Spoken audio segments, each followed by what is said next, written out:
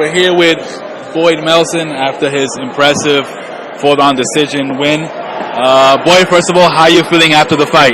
I'm frustrated with myself because of that first round.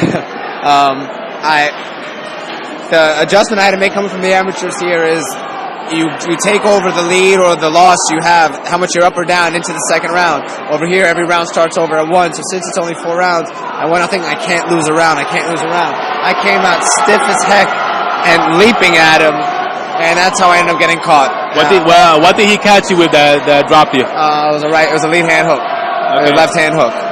Now, you managed to come back, and how does that does that make you feel at least any better that you did manage to come back and pull out a tough win? Well, because I have the experience of getting rocked like this in the amateurs. I don't want to have to go through this. I've already paid my dues, maybe not in the pros, but of seeing what it's like to get smashed and coming on back. So I've already, it was nice to have it, but I don't want to go through these. This isn't the way I box at all, so it was frustrating when it came to I was happy that I was able to do it, but I've already learned that about myself, that I could do that. So I wasn't nervous so much. If anything, I guess it helped me relax a little bit more, but I mean, shoot, after I lost the first round, the worst thing that could have happened. I got cut and I got knocked down in the first round. Then I was down by 2 points in the first round. My biggest fear was just being down by a point. So I guess it forced me to have to figure out a way to win. Very frustrating inside. It was the holding. I don't know if it was obvious or not. I couldn't turn him. I was trying very hard to turn him. So what was your strategy coming into the fight, and how did you have to adjust towards the end of the fight?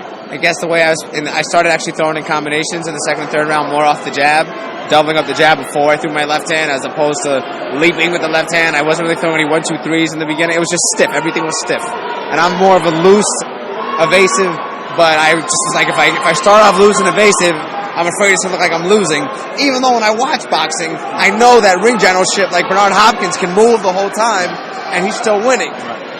So I guess that's just the experience right there. So now going back to the gym, what's something you're definitely going to work on?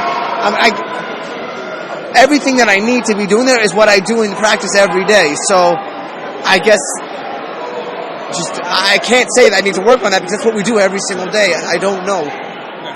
Now, and one last thing, you donated a big portion to stem cell research.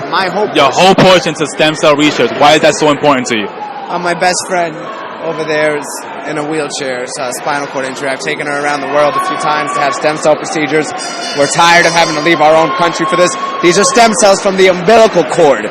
That means that after the baby's born already, they take the blood from the umbilical cord and take the stem cells. There are stem cells in the umbilical cord, so there's no debate, no dilemma, nothing to do with abortions, nothing to do with embryos, nothing like that. But that's all the world thinks. I say to people, what do you think about stem cells? Oh, I don't believe in abortion. Apples and oranges, not the same thing. So this is the first trial for umbilical cord cells. We're trying to get her in it. Christopher Reeve's doctor, that was Superman, Dr. Wise Young is putting on the first trial here next year, 200 patients, so we can have it in our own country with umbilical cord cells.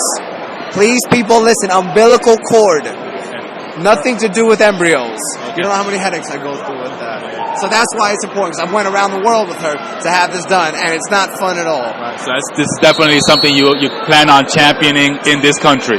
Absolutely. That's why I decided to start doing this, actually. Okay. That, and we raised money to give to our wounded warriors as well for this. A few $100. There you had, once again, Boyd Melson, victorious today, even though a little frustrated, but yet came away with an impressive victory, showed a lot of heart and fortitude.